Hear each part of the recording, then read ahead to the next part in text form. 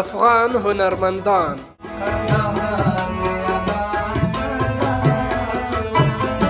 لا وطن لیري په مسافرۍ او جلا وطنۍ کې سندرې زمزمه کوي. دغه هنرمند حمید بخش به دا سندرې څو کاله مخکې په کابل کې ویلې، خو پر کابل د طالبانو له بیا واکمنېدو وروسته یې هر څه تر شا پرېښي او کوټې ته راکړه سوی دی او د هنر روح یې دلته هم ژوندی ساتلی دی. هلته شکر په تېر حکومت کې زموږ ډېر شکر ازادي و، سازونه و، شوق و، خلک آرام و. مثلا اوس هم دی شکر، خو په نور حکومت کې خلک آزاد و، خپل واده کوله او خپل شوق کوله.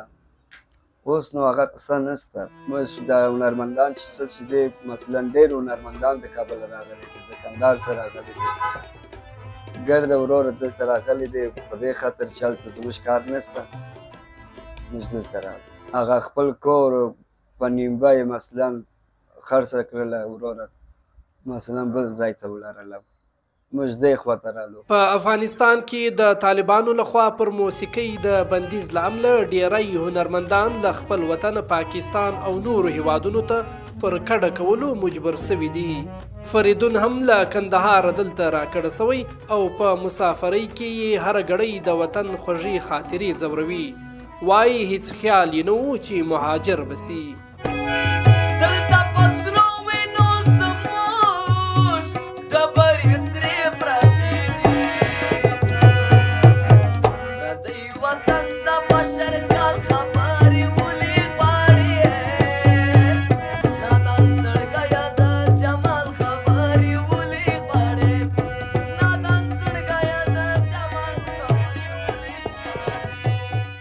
طالبان حکومت چې راغلی تل پابندي سو، د موسیقي پابندي سو، د نور شی نه دي سوي دي.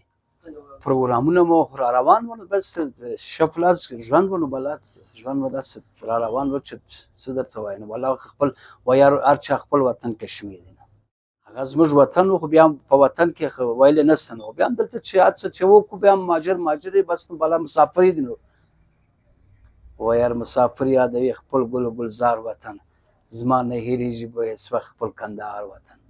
پاکستان ته راکړه سوي هنرمندان که څه هم دلته په ازادۍ سره د موسیقۍ بېلابېل پروګرامونه کوي، خو د ارامۍ په لټه کې دلته مبارزه پای ته نه ده رسېدلې او له ډېری نورو ستونزو او کړاوونو سره مخ دي.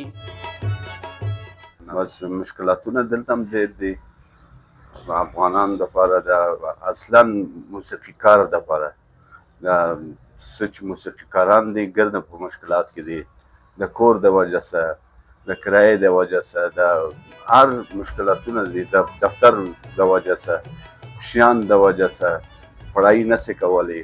اوس کوشیان په سکول کې داخله نه اخلي، شناخته کارت نه یا دغه نه، کوشیان هم بې تحصیله پاتې سو، موږ خو بې تحصیل یو.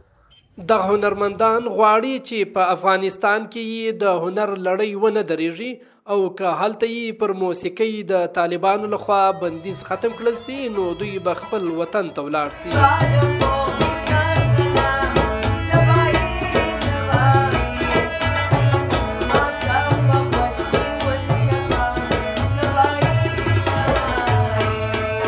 که اجازه ورکړي خود زه وروره چې ما زه اوس اعلان وکړي، اوس په خدای موږ ځو، هغه زموږ وطن دی، زموږ خاوره ده، موږ د خپل وطن څخه نه جلا کېږو. ګرسره هلته مثلا چې اوس ووایي چې دا موسیقي آزاده ده، انشاءالله موږ ځو خپل وطن ته ځو.